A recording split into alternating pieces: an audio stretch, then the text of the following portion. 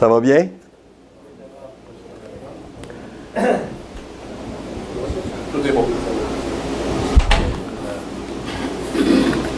On va aller dans le livre d'Habakkuk, si vous voulez. S'il vous plaît. Le livre d'Habakkuk dans les petits prophètes de l'Ancien Testament. Michée, Nahum, Habakkuk.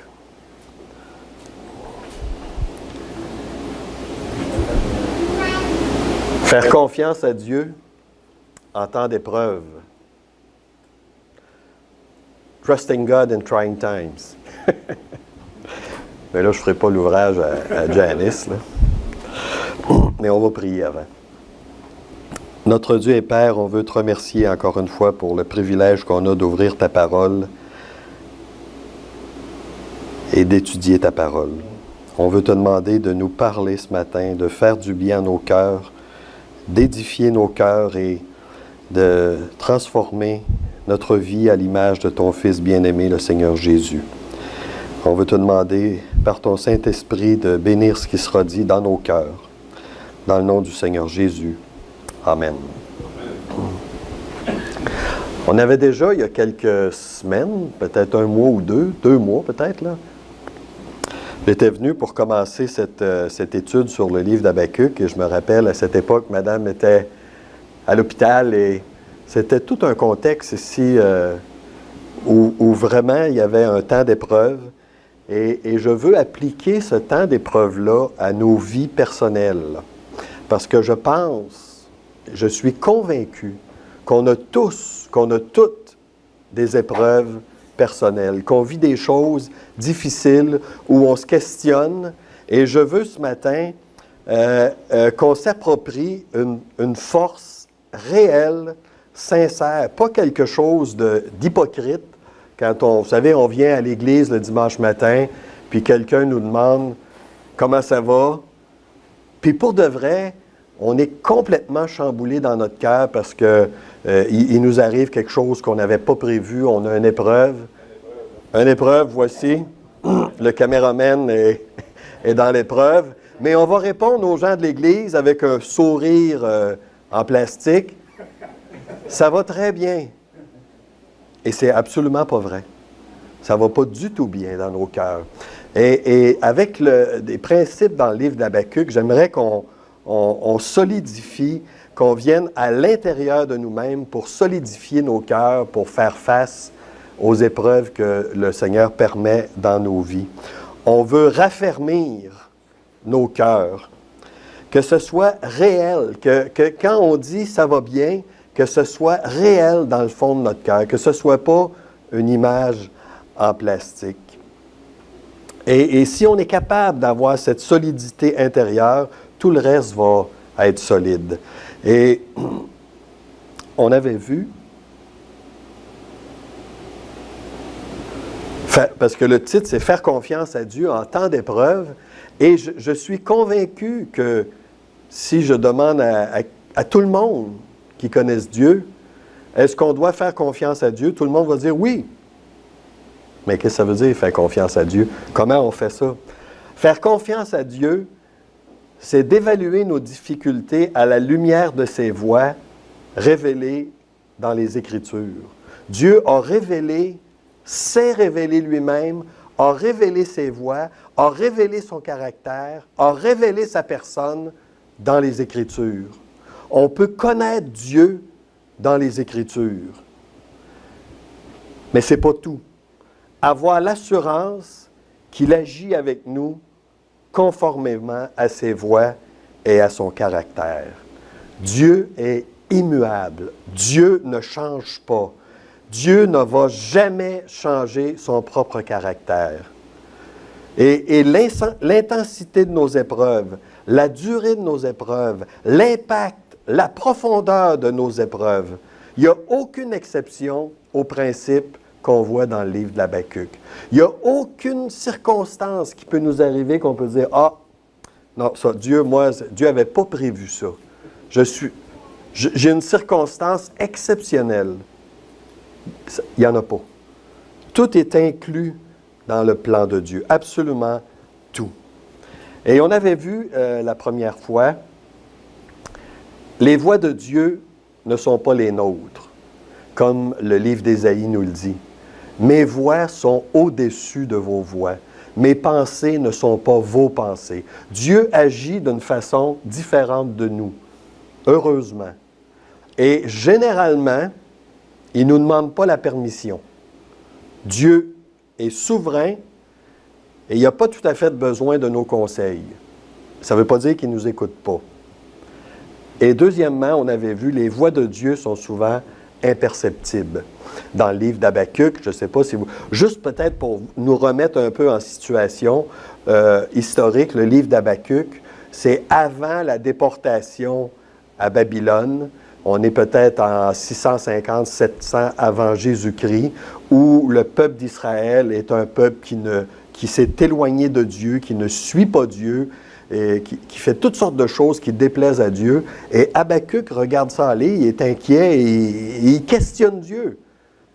Habakkuk, c'est le seul prophète qui ne parle pas aux hommes.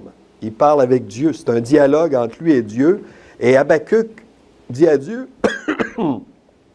qu'est-ce qui se passe? Mon peuple est éloigné, mon peuple est rebelle, et tu fais rien. Tu ne t'occupes pas de ça. Et là, les voies de Dieu sont souvent imperceptibles. Dieu avait répondu à Habakkuk dans le chapitre 1, « Je vais faire en vos jours une œuvre que vous ne croiriez pas si on vous la racontait. » Dieu dit à Habakkuk, « Tu penses que je fais rien? Je suis en train de changer l'histoire du monde et tu t'en aperçois pas. » Donc, dans nos vies, parfois, on peut penser qu'il ne se passe rien, que Dieu est occupé ailleurs, qu'il ne voit pas ce qui se passe dans nos vies. Mais Dieu est pleinement et toujours, absolument, toujours en contrôle. On commence avec un quiz. Je ne sais pas si vous aimez les quiz, mais je vais vous décrire 3 situations. Et vous allez me dire, mais répondez pas tout de suite, là, si c'est bon ou mauvais. La première situation, c'est l'histoire d'un homme, ça se passe dans un autre pays, c'est pas au Canada, l'histoire d'un homme qui est abandonné par sa famille et qui éventuellement, il est tailli de sa famille et sa famille le vend. Est-ce que c'est une bonne chose ou une mauvaise chose? Répondez pas tout de suite.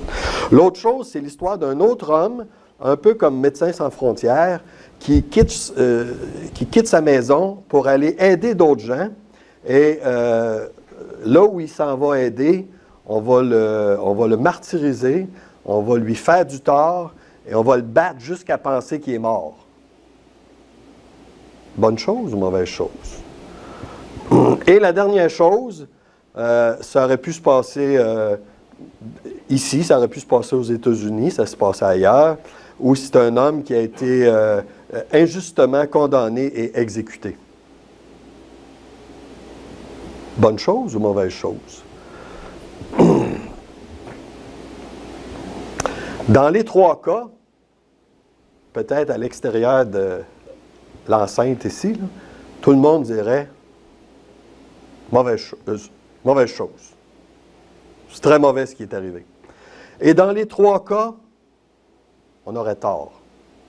Parce que dans les 3 cas, c'est ce que Dieu a permis. Le premier cas, c'est l'histoire de Joseph, vous l'avez reconnu.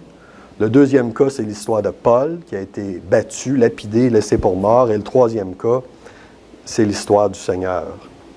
Et pourquoi je raconte ça? Pourquoi je parle de ça? C'est pour vous dire que quand on a de l'information qui est juste, qui est tout à fait vraie, qui est réelle, mais qui est limitée, notre jugement n'est pas nécessairement bon.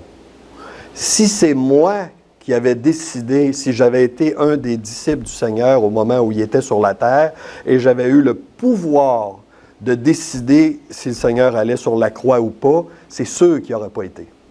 C'est sûr que j'aurais empêché qu'il aille. J'aurais été totalement dans l'erreur. J'aurais contrecarré le plan de Dieu parce que j'ai une information limitée. Mes voix sont au-dessus de vos voix. Il faut évaluer notre situation à la lumière de ce que Dieu peut faire. Et on y va avec des nouvelles choses. Faire confiance à Dieu pour faire ce qui est bien. On va lire dans le livre d'Habakkuk, au chapitre 1 et au verset 12. On va commencer au verset 11. Dieu a décrit de quelle façon les Chaldéens, les Babyloniens, vont venir envahir Israël et les déporter. Les Chaldéens, les Babyloniens, c'est un peuple extrêmement violent, extrêmement sans merci, sans mœurs, qui démolissait tout ce qu'il y avait sur leur terrain. Et au verset 11, il dit « Alors son ardeur redouble. Il poursuit sa marche et il se rend coupable. Sa force à lui, voilà son Dieu. » Et au verset 12, Habakkuk reprend le dialogue. C'est lui qui parle. Et il parle à Dieu. Il dit « N'es-tu pas de toute éternité, Éternel mon Dieu, mon Saint, nous ne mourrons pas. Ô Éternel, tu as établi ce peuple pour exercer tes jugements. Ô mon rocher, tu l'as suscité pour infliger tes châtiments. Tes yeux sont trop purs pour voir le mal, et tu ne peux pas regarder l'iniquité. Pourquoi regarderais-tu les perfides et te tairais-tu? Quand le méchant, et là il décrit la façon des Babyloniens, c'est un langage imagé pour décrire ce que les Babyloniens vont faire. Quand le méchant dévore celui qui est plus juste que lui, traiteras-tu l'homme comme les poissons de la mer, comme le reptile qui n'a point de maître. Il les a fait tous monter avec l'hameçon, il les attire dans son filet, il les attire dans ses rets. Aussi est-il dans la joie, dans l'allégresse. C'est pourquoi il sacrifie à son filet, il offre de l'encens à ses rets, car par eux sa portion est grasse et sa nourriture succulente. Videra-t-il pour cela son filet, et toujours égorgera-t-il sans pitié les nations? Et on va lire le premier verset du chapitre 2.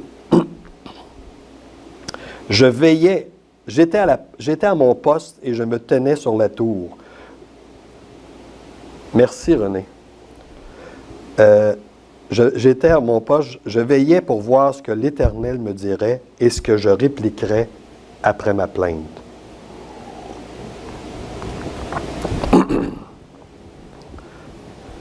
On continue de regarder comment on arrive, on va du point A, je sais ce qu'il faut faire, aller au point B, je sais comment le faire. Toujours dans l'idée de faire confiance à Dieu. Et dans les premiers versets, dans les 2 premiers versets, Habakkuk dresse une base sur sa pensée, sur comment il va réagir.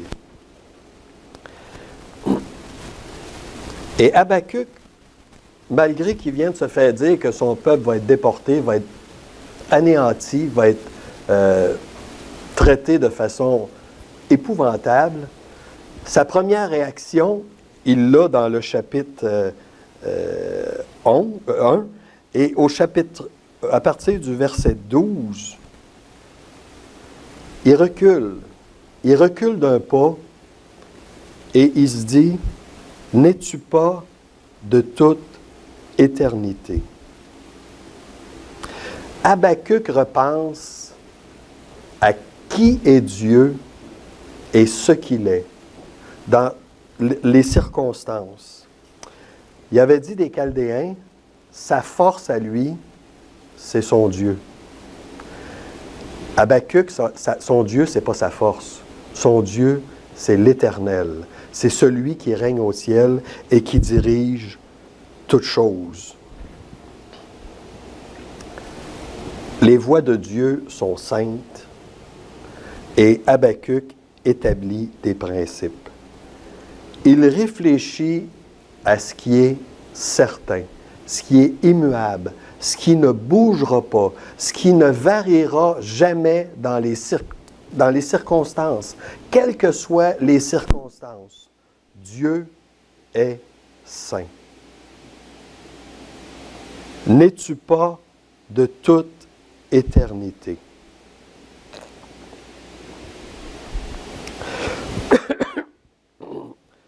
Voilà qui est Dieu et comment il traite avec son peuple. Et Habakkuk va mettre ce cadre-là, qui est Dieu, la personne de Dieu, l'immuabilité de Dieu. Il met un cadre et il va faire entrer les circonstances de ses épreuves, de sa vie, à l'intérieur de ce cadre-là. Et Dieu ne change pas. N'es-tu pas de toute éternité? Et on doit mettre, je ne connais pas les circonstances dans lesquelles vous vivez, quelles sont les épreuves que vous vivez actuellement, quelles sont les luttes que vous avez peut-être depuis longtemps, mais on doit mettre ces luttes-là à l'intérieur du cadre qui est Dieu. Dieu est immuable. Et on doit bâtir notre raisonnement au travers de ça.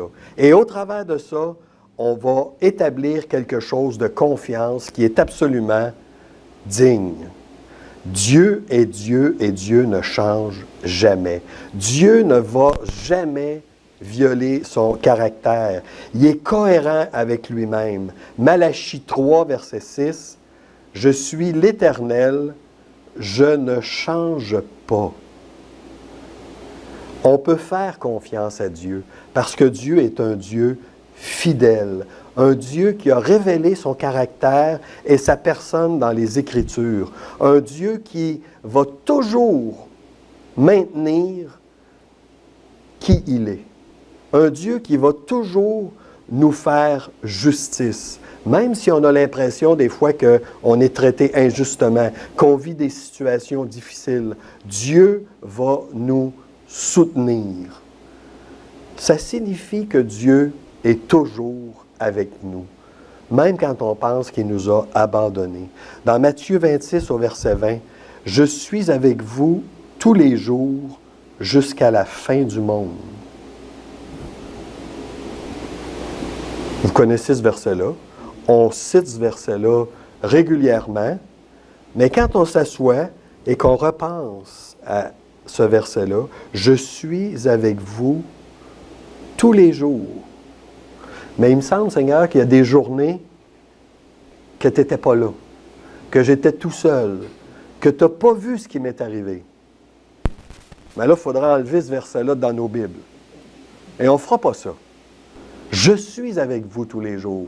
Quoi qu'il nous arrive, quoi qu'on vive, quelques circonstances dans lesquelles on est, Dieu est avec nous absolument à tous les jours. Exode 3, verset 7, Dieu a vu la souffrance de son peuple, les Israélites, en Égypte, et il dit, « J'ai entendu les cris que lui font pousser ses oppresseurs, car je connais ses douleurs. » Peut-être vous avez des douleurs aujourd'hui, peut-être vous avez des épreuves, des choses que vous aimeriez mieux que ça ne soit pas dans vos vies.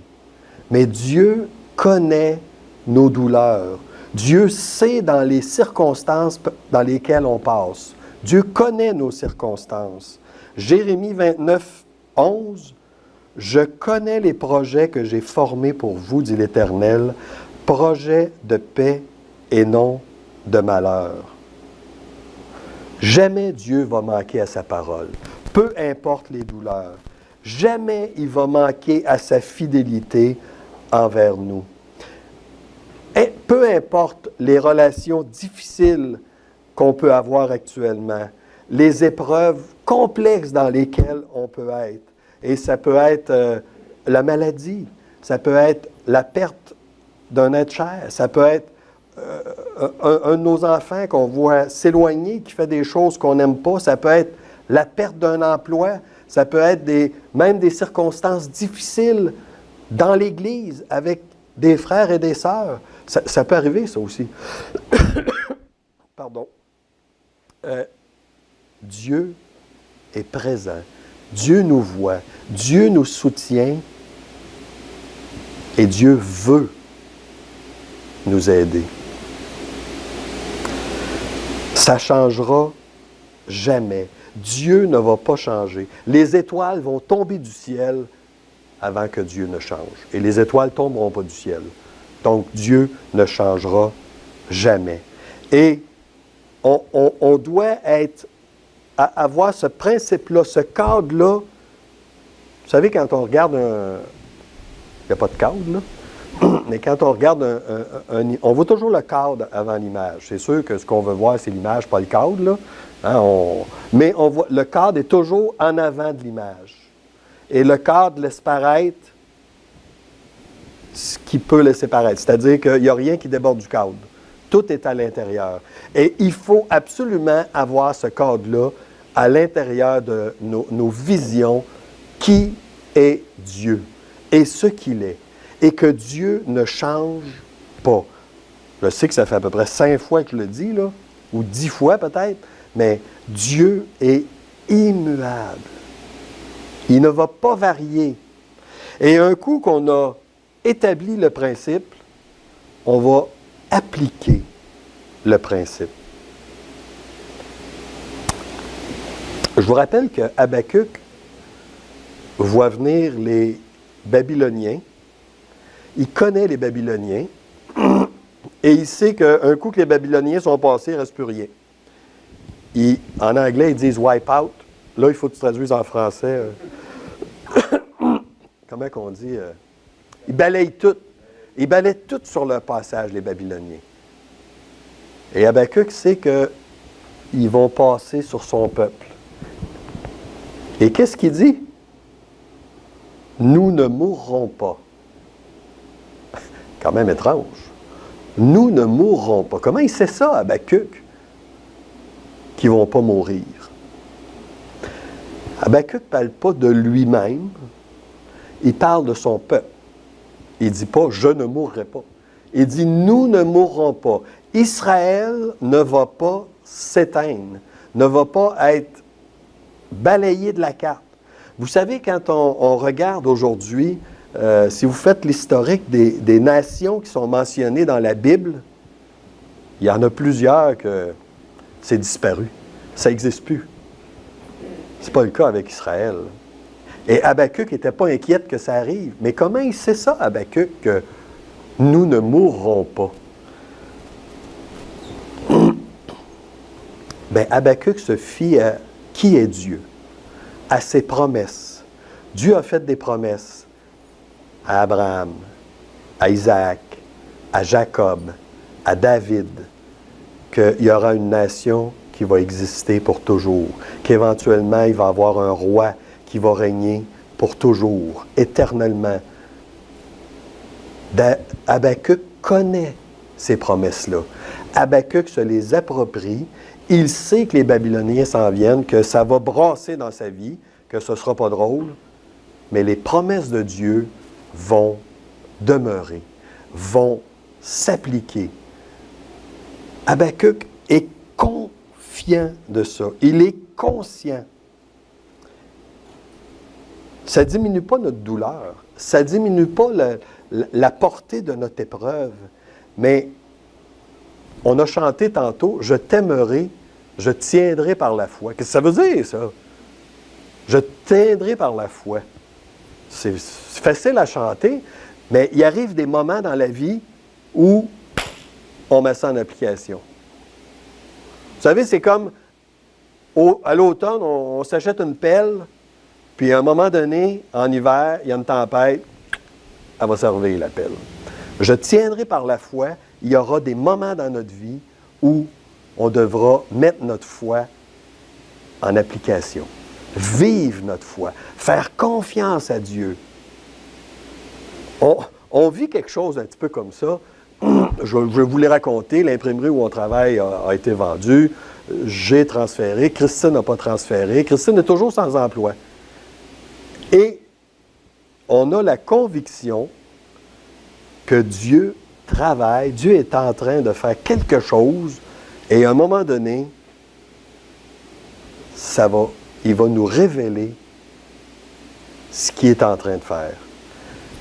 Et j'ai toutes sortes d'idées, là. Qu'est-ce qu'il pourrait faire? Et j'y en parle aussi. Et ça se peut qu'il dit, Laisse faire, j'ai mon idée, moi aussi. Tu vas être surpris. Ça se peut, je ne sais pas. Mais j'ai la conviction que Dieu travaille. Pendant ces événements-là, vous savez, on met la foi en pratique sans savoir ce qu'il y a au bout. Mais on fait confiance à Dieu, que Dieu agit et que Dieu va accomplir ses plans au travers de notre vie, au travers de votre vie. Dieu va accomplir ses plans. Et quand Dieu vous a sauvés, c'est dans le but d'agir avec vous conformément à ses principes, à qui il est. Il veut agir avec nous d'une façon qui est juste et qui est bonne. Même si nous, on dirait, comme dans l'histoire de Joseph et de « c'est pas bon ». Dieu, il voit au-dessus de ça et on est confiant que ça va être bon. Dans Jean 6, vous vous rappelez l'histoire du petit garçon avec les poissons. Jésus est devant une foule et il n'y a rien ils n'ont rien à manger. Il n'y a pas de cantine.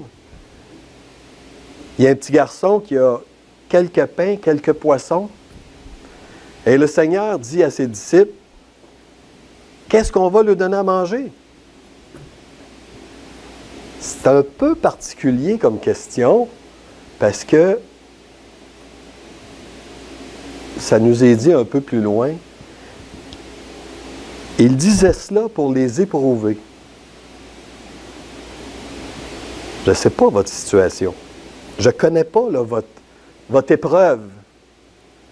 Il fait ça pour vous éprouver, mais ça ne finit pas là le verset.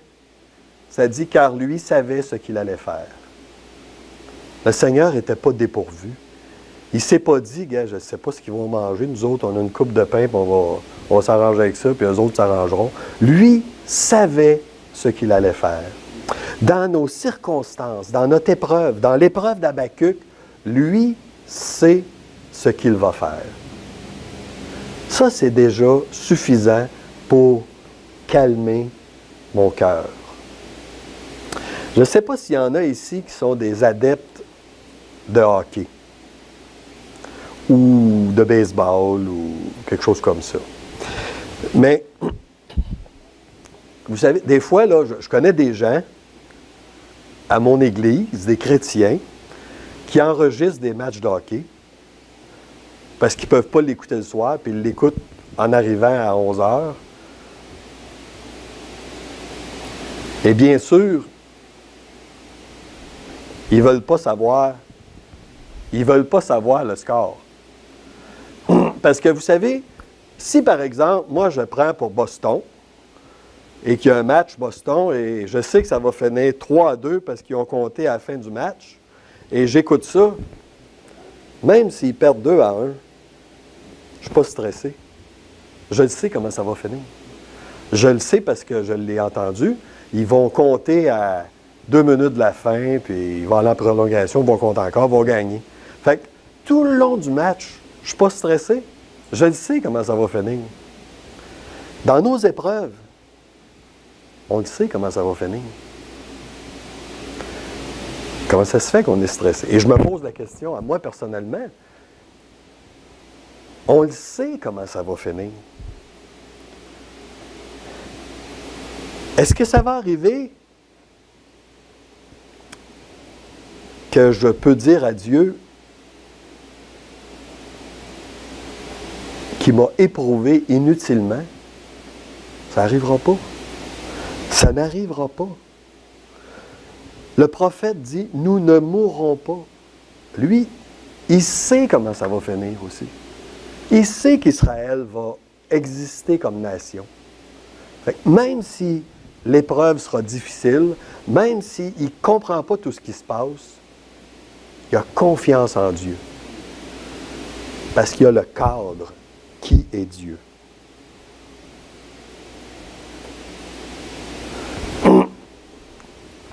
Des fois, nous, on a une circonstance difficile et on se dit, j'ai une idée comment je vais passer au travers. J'ai une idée comment je vais traverser. Et Dieu dit, non, moi j'ai une autre idée. Moi j'ai un autre plan. Mon plan ressemble souvent à celui-là, dans la pensée de Dieu. Peut-être que moi, je pense que c'est correct, mais Dieu dit non, j'ai une autre idée. Laisse-moi aller, même si tu ne comprends pas. Les voies de Dieu sont saintes, et on va voir le premier verset du chapitre 2. Les voies de Dieu peuvent nous faire attendre. J'étais à mon poste et je me tenais sur la tour. Je veillais pour voir ce que l'Éternel me dirait et ce que je répliquerais après ma plainte. Habakkuk est dans l'attente. Dans le texte, ça nous dit dans sa tour de garde. Appelez ça le culte personnel. Appelez ça la dévotion, la communion avec Dieu. Appelez ça comme vous voudrez, ce que vous faites, le temps que vous passez avec Dieu. Habakkuk se retire. Il expose son cœur à Dieu et il attend. Moi, je vous le dis, j'aime pas bien ça, attendre. Mais des fois, Dieu nous fait attendre. Et vous savez, l'attente biblique, c'est pas de dire je peux plus rien faire, je vais attendre que Dieu réponde, puis on verra c'est quoi. Ça, c'est pas une attente biblique, c'est fataliste, ça.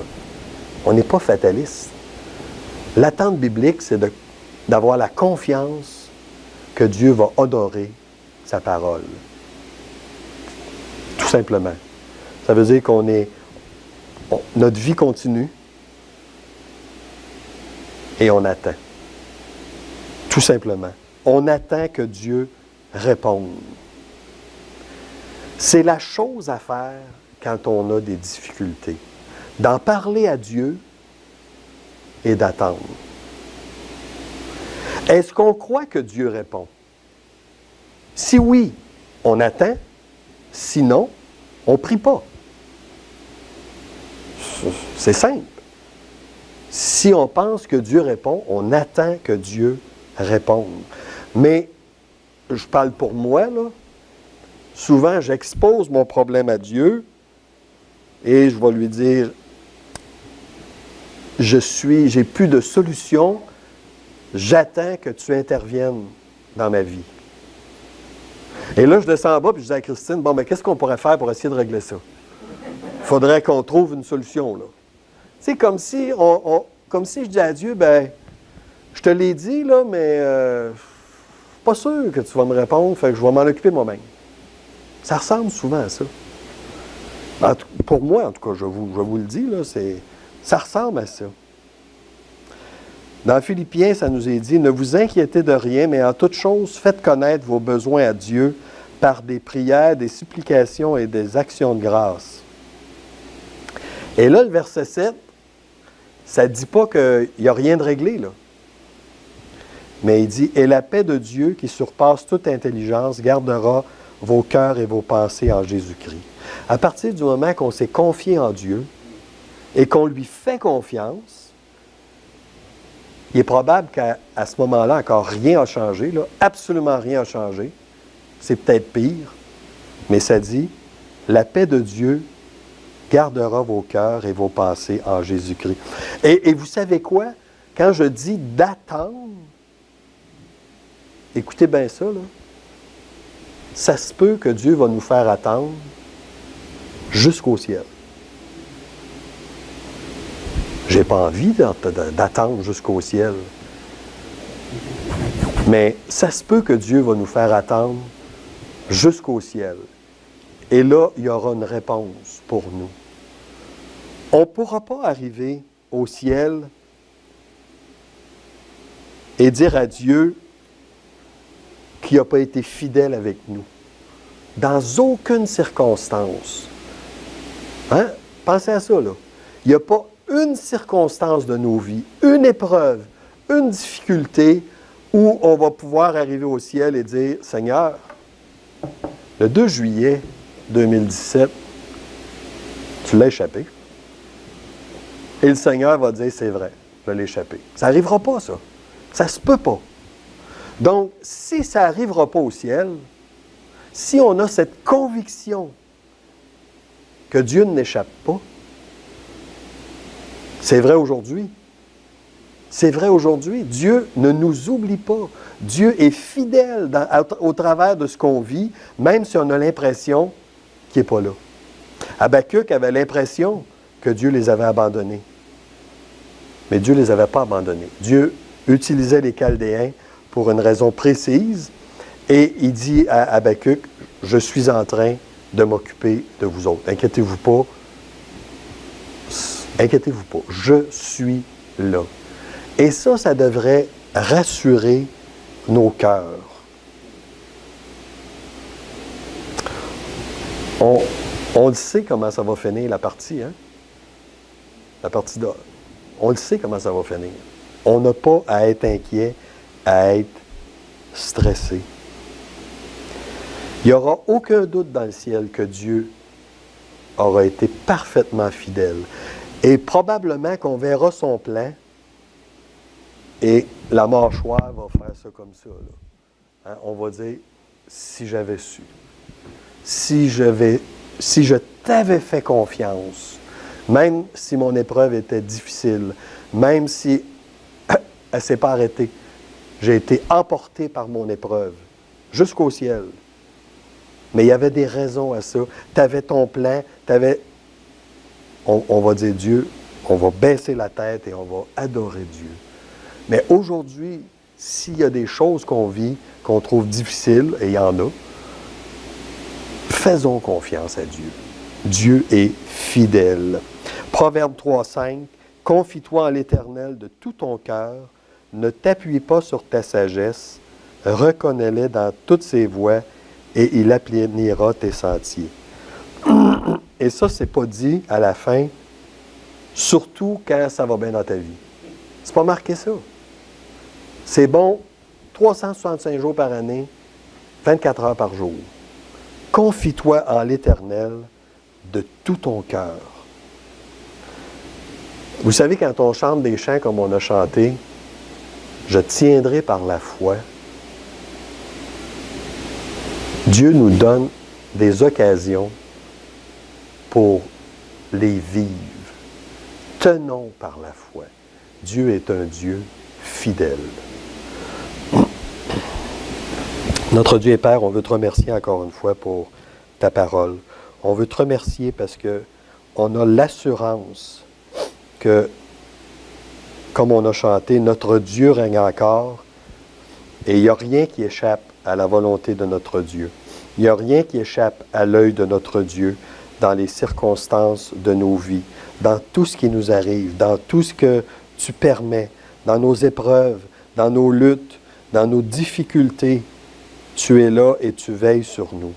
Puisses-tu nous aider, notre Dieu, à tenir par la foi, à être fidèle à ta parole dans nos vies, dans l'Église, qu'on puisse s'accrocher à toi comme tu tiens à nous. Dans le nom précieux du Seigneur Jésus. Amen.